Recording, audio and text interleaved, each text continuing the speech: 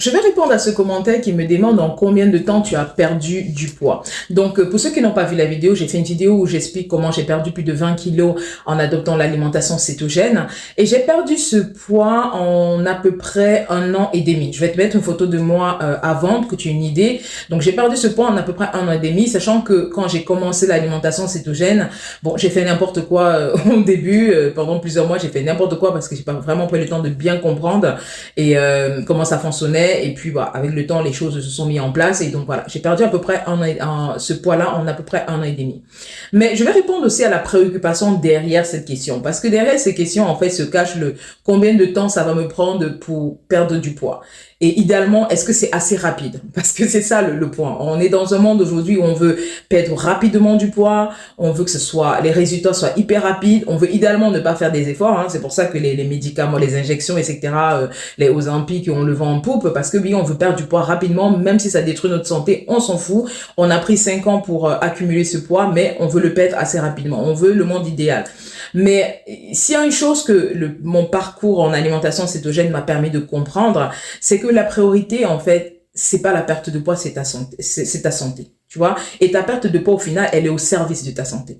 C'est-à-dire que quand moi, je regarde les avantages, là, je fais la balance des avantages santé que j'ai eus versus ma perte de poids. Alors, ma perte de poids, elle n'est pas aussi au même niveau que mes avantages santé, mais mes avantages santé, ils sont énormes, quoi. Genre, quand je fais le bilan, un diabète que j'ai pu inverser, une stadose hépatique que j'ai pu inverser, des problèmes d'hypertension qui ont disparu, d'apnée du sommeil qui ont disparu, des problèmes de SOPK qui ont disparu. Je veux dire, tellement de bénéfices santé en peu de temps, en 2 ans. Il y a des gens qui, toute leur vie, galèrent pour régler ces problèmes de santé-là.